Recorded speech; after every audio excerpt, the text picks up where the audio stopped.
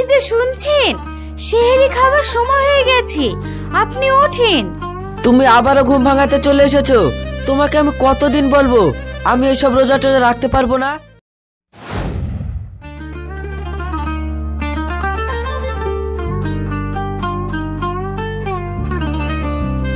সোহানা, একটু বাইরে চলো তো, আমার কিছু বন্ধু তোমাকে দেখার জন্য এসেছে।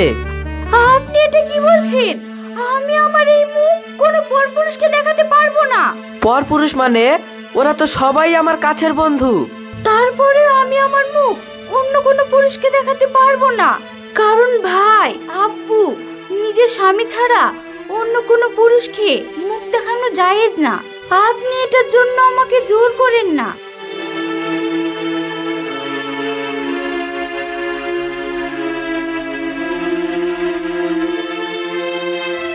এই, তোরা কিছু মনে করিস না, তোর ভাবি একটু অসুস্থ তো, তা আসতে পারলো না।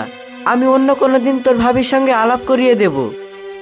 থাক আর ভাই, তোকে আর বানিয়ে মিথ্যে কথা বলতে হবে না, আমরা বাইরে থেকে সব কথা শুনতে পেয়েছি। ইয়ারব ভাই, এমন মেয়েকে বিয়ে করলি, তার আবার ভাবের শেষ নাই। থাক, এই চল।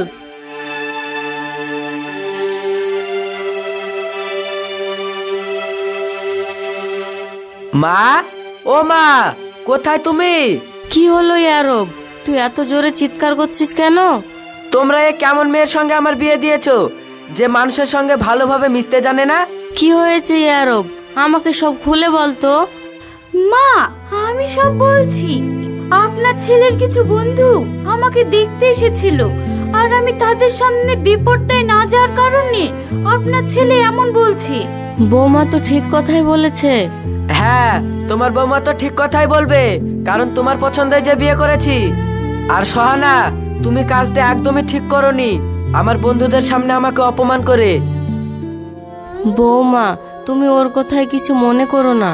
ও ছোট থেকে একটু জেদি আর বদ মেজাজের, এর জন্যই তোমার মতো ভালো মেয়ের সঙ্গে ওর বিয়ে দিয়েছি। একমাত্র তুমিই পারবে ওকে পরিবর্তন করতে। আমি কিছু মনে করিনি মা। আল্লাহ হেদায়েত দান করলে ও একদিন না একদিন ঠিকই পরিবর্তন হয়ে যাবে।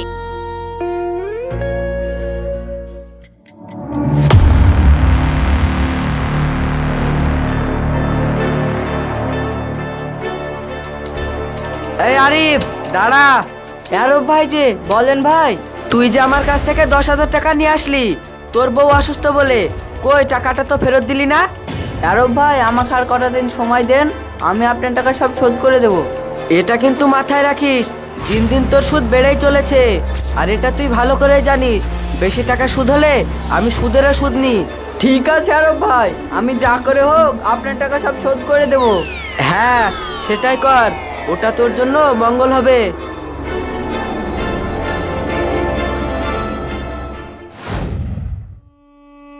সেহরি খাওয়ার আর মাত্র 30 মিনিট। এই যে উঠুন, সেহরি খাওয়ার সময় হয়ে গেছে।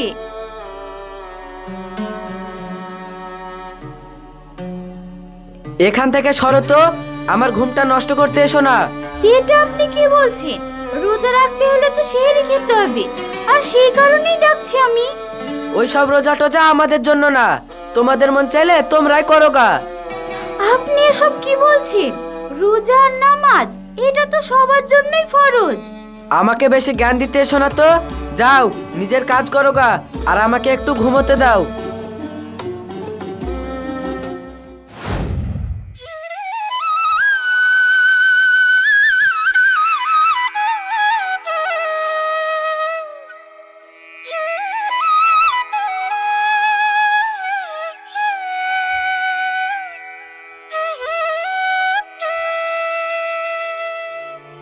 এ আনোয়ার, একটা চা দে তো।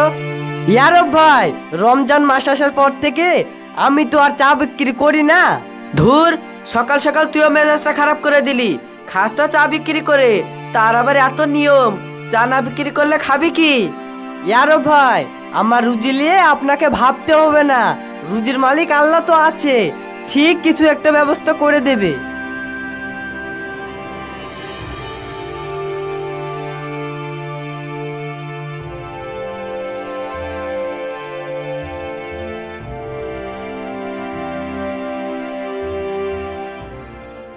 ইয়ারব ভাই, আমি তো আপনার কাছে যাচ্ছিলাম। আমার কাছে কেন, কিছু বলছিলি যাবা? ইয়ারব ভাই, আমাকে কটা টাকা ধার দিতে পারবেন? আপনার ভাই প্যারালাইসিস হওয়ার কারণে আমাদের রোজার মাসে সংসার চালানো খুব দায় হয়ে গেছে। আমার ছোট ছোট ছেলে মেয়ে দুটো রোজায় থাকে, সারা দিন শেষে একটু ভালো খাবারও খাওয়াতে পারিনি। ও, সবই তো বুঝলাম, কিন্তু তুই আমার কাছ থেকে টাকা ধার নিয়ে শোধ করবি কিভাবে? আপনি কোনো চিন্তা করেন না ভাই, আমি পরের বাড়িতে কাজ করে আপনার টাকা সব শোধ করে দিব। তোকে আর বাড়িতে কাজ করি টাকা শোধ করতে হবে না। তুই শুধু মাঝে মাঝে একা এসি আমার সাথে দেখা করে যাবি, তাহলে তোর সব টাকা শোধ হয়ে যাবে। ছি, আপনাকে আমি বড় ভাইয়ের মতো মানি, আপনি আমার দুর্বলতার সুযোগ নিচ্ছেন। আপনার মতো মানুষের সাথে কথা বলাও পাপ। বড় ভাই বলেই তো উপকার করতে চেয়েছিলাম। আমরা সবাই না খেতে পেয়ে মরে যাব তাও ভালো, কিন্তু আপনার মতো অমানুষের কাছে হাত পাতবো না।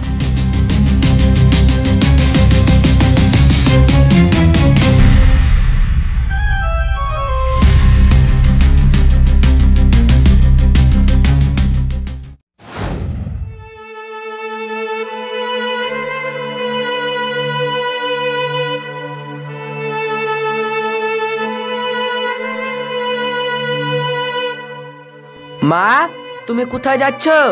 ইয়ারব, তুই বাড়ি ফিরেছিস? ইয়ারব শোন, তোর খালা খুব অসুস্থ, তাই আমি দেখতে যাচ্ছি, আর বিকেলের মধ্যে বাড়ি চলে আসব। আর তুই বৌমার সাথে কোনো খারাপ ব্যবহার করবি না। ঠিক আছে মা, তুমি সাবধানে যাবা।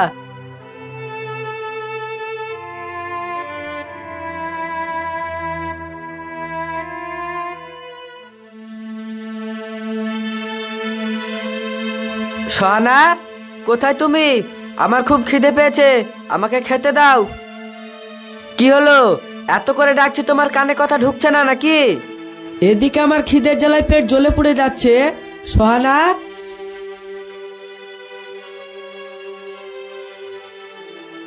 আপনি আমাকে ক্ষমা করেন, আসলে আমি নামাজে দাঁড়িয়েছিলাম তো, তাই আপনার ডাকের কোনো উত্তর দিতে পারিনি। ঠিক আছে, যাও, তুমি আমার জন্য খাবার বাড়ো।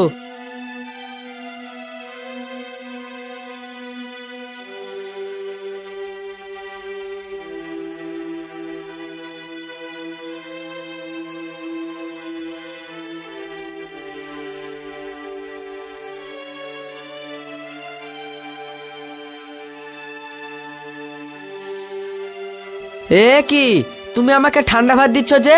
গরম ভাত রান্না করোনি? এটা ভোরে রান্না করা ভাত, ভালোই তো আছে।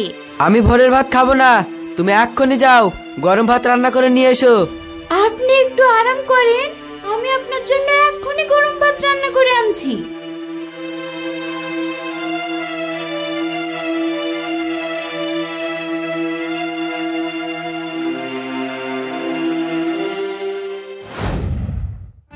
সেহেরি খাওয়ার এই যে শুনছেন, সেহরি খাবার সময় হয়ে গেছে, আপনি ওঠেন।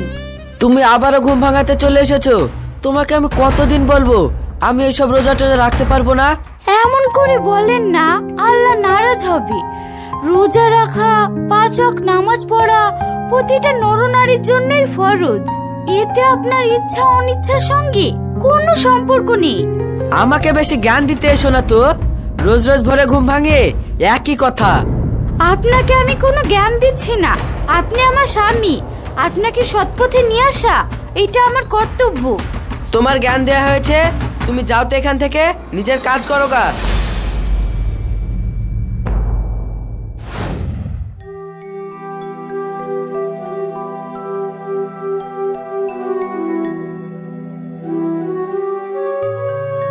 আমি আর আমার নিজের চোখে আমার মেয়ের কষ্ট দেখতে পাচ্ছি না।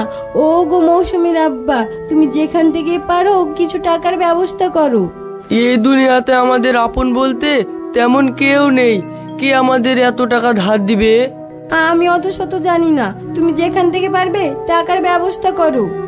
আমি এক কাজ করি, ইয়ারব ভাইয়ের কাছ থেকে কিছু সুদের উপর টাকা নিয়ে আসি। হ্যাঁ হ্যাঁ, তুমি তাই করো।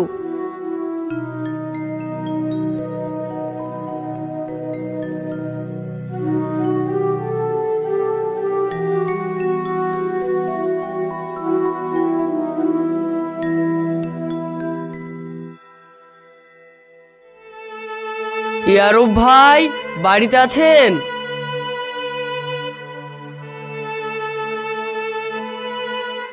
আরে শামিজ ভাই যে, কি মনে করে? ইয়ারব ভাই, আমার মেয়ে না খুব অসুস্থ, ওর অপারেশন করতে 50,000 টাকা লাগবে, তাই আপনার কাছে নিতে আসলাম। 50,000 টাকা? তুমি যদি এত টাকা ধারও নাও তাহলে শোধ করবে কিভাবে? আপনি এই নিয়ে কোনো চিন্তা করবেন না, আমি দিনরাত খেটে হলেও আপনার সব টাকা পরিশোধ করে দেব। মুখে বললেই তো আর সব টাকা শোধ করা যায় না। 50,000 টাকা, তার উপরে অনেক সুদ আছে, এতগুলো টাকা তো এমনি এমনি দেওয়া যায় না। তুমি এক কাজ করো, তোমার বাড়ির দলিলটা দিয়ে যাও আর টাকাটা নিয়ে যাও। ঠিক আছে ইয়ারব ভাই, আমি তাই করছি।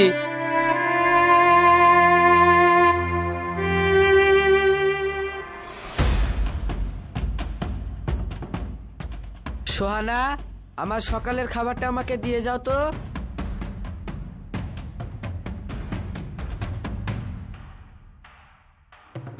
এ কি মা, তুমি খাবার নিয়ে আসছো যে? সোহানা কোথায়? সোহানা কুরআন পড়ছে, তাই আমি খাবারটা নিয়ে আসলাম। তুই আর ওকে ডাকিস না। জানিস ইয়ারব, তোর আব্বু খুব ভালো মানুষ ছিল রে। ওকে গ্রামের লোক খুব ভালোবাসতো, কোনোদিন কাউকে কষ্ট দিয়ে কথা বলেনি। কিন্তু আল্লাহর কি খেলা, তোর আব্বু হট করে রোগ হয়ে মারা গেল। তারপর থেকে আমি তোকে খুব যত্ন করে বড় করেছি, আর তোর আব্বার অভাব কখনোই বুঝতে দিইনি। যখন যা আবদার করেছিস সব মেনে নিয়েছি, আর সেই তুই আজ দেখ কত বড় হয়ে গেছিস। আর দুদিন পর তুইও বাবা হবি, আর তোকে দেখে তোর বাচ্চা কি শিখবে তুই বল। এখনো অনেক সময় আছে ইয়ারব, তুই আল্লাহর পথে ফিরে আয়, 5 ওয়াক্ত নামাজ পড়, রোজা কর, দেখবি আল্লাহ তোকে ঠিকই বরকত দিবে, আর তোর মনের ভিতরেও তুই শান্তি পাবি। ঠিক আছে মা, আমি ভেবে দেখবো।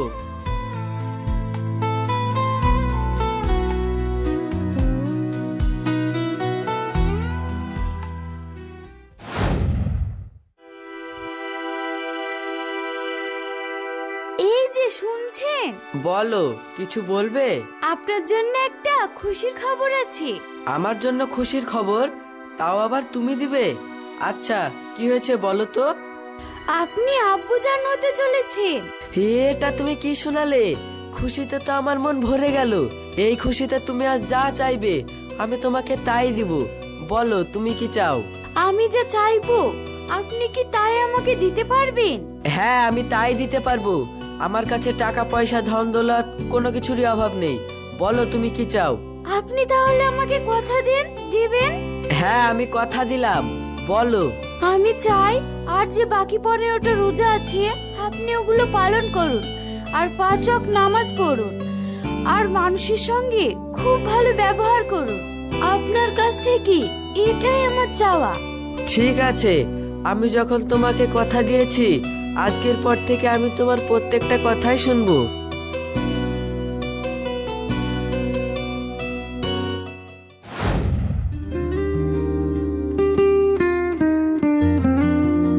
আসসালামু আলাইকুম।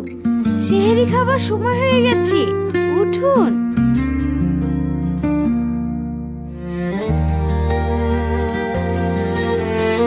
ওয়ালাইকুম আসসালাম। তুমি খাবার বাড়ো, আমি ফ্রেশ হয়ে আসছি।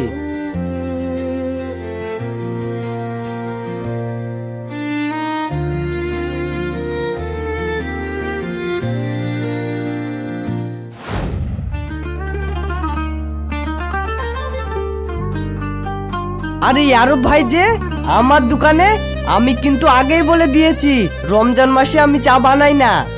আমি তো তোর কাছে চা খেতে আসিনি রে আনোয়ার, আমি তো রোজায় আছি। আলহামদুলিল্লাহ, শুনে খুব ভালো লাগলো ইয়ারব ভাই।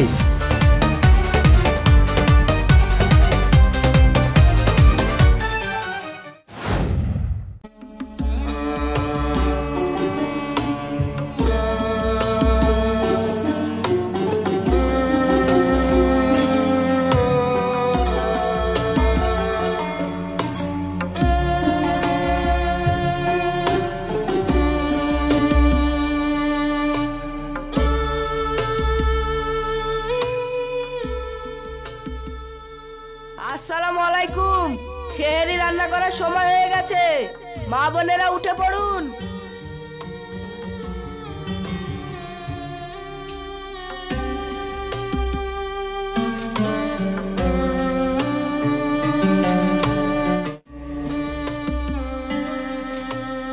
সোহানা, সোহানা, সেহরি রান্না করার সময় হয়ে গেছে, উঠে পড়ো। আমার শরীরটা অনেকটা খারাপ করছিল তো, তাই আমি উঠতে পারিনি। ঠিক আছে, আপনি আরাম করেন, আমি রান্নাটা সেরে আসছি।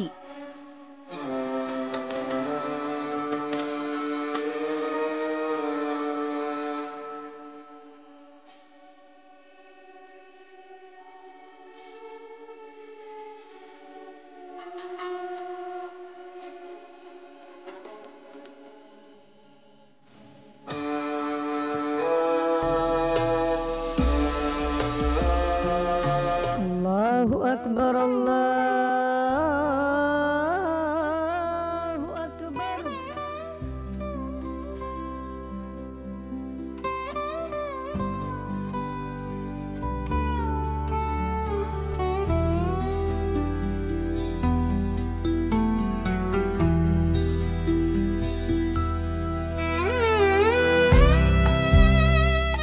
সোহানা, তুমি আমাকে ক্ষমা করে দিও। আমি যদি দিনের পথে না আসতাম তাহলে হয়তো হারাম হালালের পার্থক্য বুঝতে পারতাম না। আজকের পর থেকে আমি কোনো হারাম কাজ করব না, কোনো মানুষকে কষ্ট দিয়ে কথা বলবো না, আর সব সময় 5 ওয়াক্ত নামাজ পড়বো।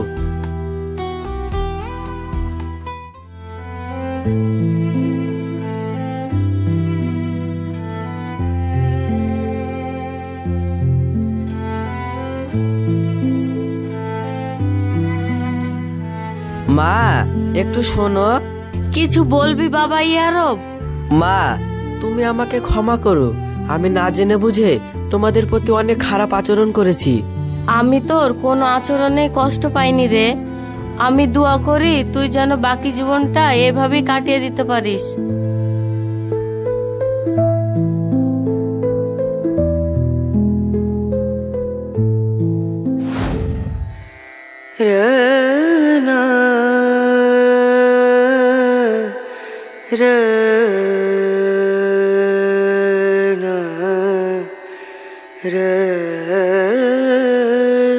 আসসালামু আলাইকুম ভাবি। ভাবি, আমি সেই দিনের জন্য তোমার কাছে ক্ষমা চাইতে এসেছি, তুমি আমাকে ক্ষমা করে দিও। তুমি যে তোমার ভুল বুঝতে পেরেছো, এটাই অনেক। এগুলো নাও, তোমাদের জন্য ঈদের বাজার আছে।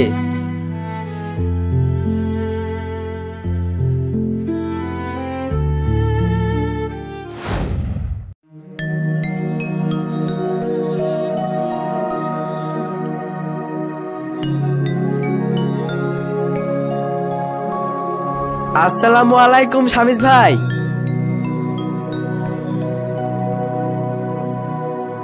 ওয়ালাইকুম আসসালাম। কি আরো ভাই, আপনি আমাদের বাড়িতে? আর কিছুদিনের মধ্যে আপনার টাকা আমি ঠিক দিয়ে দেব, দয়া করে কিছু বলেন না। আমি টাকা নিতে আসিনি, আমি আপনার দলিলটা ফেরত দিতে এসেছি। এই নেন, আর এই ব্যাগগুলো নিন, এতে কিছু ঈদের বাজার আছে। আর আমাকে সুদ সমেত টাকা ফেরত দিতে হবে না, আপনি যেদিন পারবেন আমার আসল টাকাটা ফেরত দিবেন, তাহলে হবে। আসছি শামিস ভাই। ঠিক আছে।